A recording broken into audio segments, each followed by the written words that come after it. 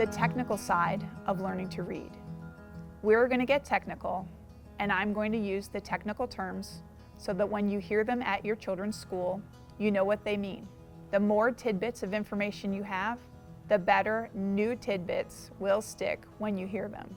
We are going to talk about phonological awareness, phonics, orthographic mapping, fluency, vocabulary, and text comprehension. Feel free to pause and take notes, but don't worry, there's no quiz later. Phonological awareness is an umbrella term that talks about having awareness of sounds in spoken language. There are two categories within phonological awareness, and they are phonological sensitivity, which refers to larger units of sounds in words, syllables, and intrasyllabic units, and phonemic awareness, which refers to individual sounds or phonemes.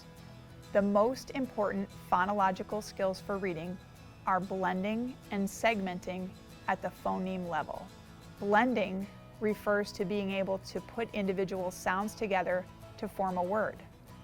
For instance, if I have the phonemes k, a, t, blending those would give me the word cat. Segmenting is breaking down a word like cat into its individual sounds. K, a, t. Phonological sensitivity is the part of literacy development that started in the last 10 weeks before your children were born. The more aware your children become of sounds, words, songs, and verbal communication, the better able they will be to isolate the individual sounds that make up intrasyllabic units, syllables, and words.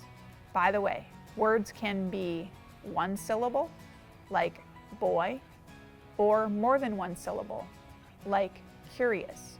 Curious has 3 syllables.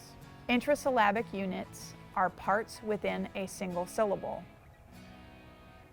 Phonemic awareness is the most important level of phonological awareness. Phonemes are the smallest units of spoken language that make a difference in a word's meaning. The phonemes k and m are different, so the meaning of cat and mat are different.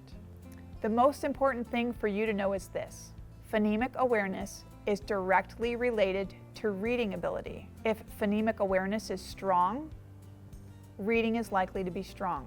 If phonemic awareness is weak, reading will likely be weak. This means that it is important for you to pay attention to your children when you're playing fun rhyming and other sound games, and help them practice things like beginning, middle, and ending sounds. Also, if the teacher recommends games for you to play that seem like silly word games, find out whether they're concerned about your child's phonemic awareness. It is always good practice to do any at-home activities recommended by the teacher. Another good tidbit for you is this: it's important for you to pay attention to your child's ability to produce sounds, that is, to speak or make them, as well as hear them. There are developmental milestones for articulation or production of sounds, and some students are not able to produce certain sounds until a certain age. But it's always a good idea for you to show your child the correct way to make sounds. For instance, if your child says this instead of this, you can use repetition. Draw your child's attention to your mouth and then have them repeat the sound after you make the sound first. Exaggerate the sound and make sure you are only saying the sound itself, not a full word with the sound. In the example of this and this, you would make the th sound, showing them how you make the sound, and then have them make it back to you.